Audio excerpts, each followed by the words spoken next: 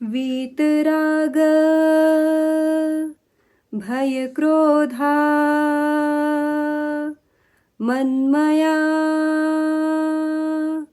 मामुपाश्रितः बहवो ज्ञानतपसा पूता मद्भावमागताः।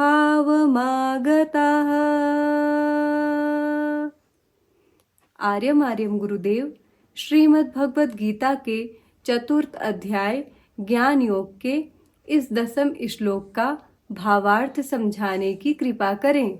कहते हैं आसक्ति है, भय है, क्रोध है, इनको जिन्होंने छोड़ दिया और मेरे आश्रय में संलिप्त हुए और स्वाभाविक रूप से भी जैसे आसक्ति, डर और वासनाओं के घेरे से मनुष्य पृथक होता है, वो स्वाभाविक रूप से परमात्मा की ओर अग्रसरित होने लगता है। तो कहते हैं कि इन सब से पृथक हुआ और मेरे साथ एक रूप हुआ, यानी मेरे आश्रय में आ गया।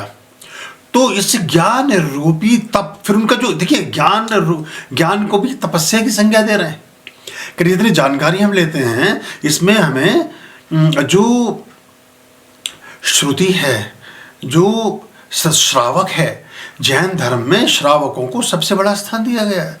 आप कुछ भी बोलते रहे, अगर कुछ सुनने वाला ना हो तो वो निरर्थक हो जाता है।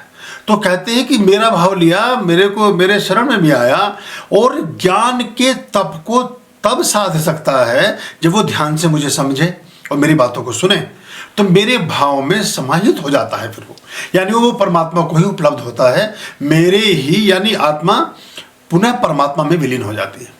तो बड़ी गहरी बात कह रहे हैं। ज्ञान को हम समझते हैं कि ज्ञान बहुत दूर दूर की चीज़, ज्ञान भी एक तपस्या है कि उस समय भूख प्यास जो जितने भी आपके आवेग हैं उन सबको पृथक करते हुए, उन सबसे अलग रहते हुए, उनकी बिना परवाह किए हुए आप उसमें जुड़े रहें, उसको सोचते समझते और देखते रहें, तो आप धीरे धीरे धीरे धीरे परमात्मिक भाव में एकाकार हो जाते हैं और अंततः आप स्वस्वरूप परमात्मिक स्वरूप ईश्वरीय स्वरूप में विलीन हो जाते हैं, जुड़ जाते हैं, मिल जाते हैं, घुल जाते हैं।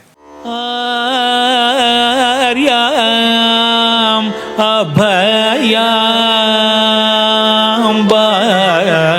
भज रे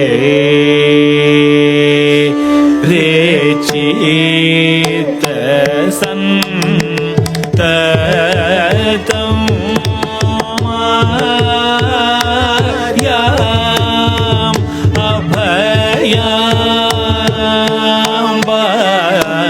भज रे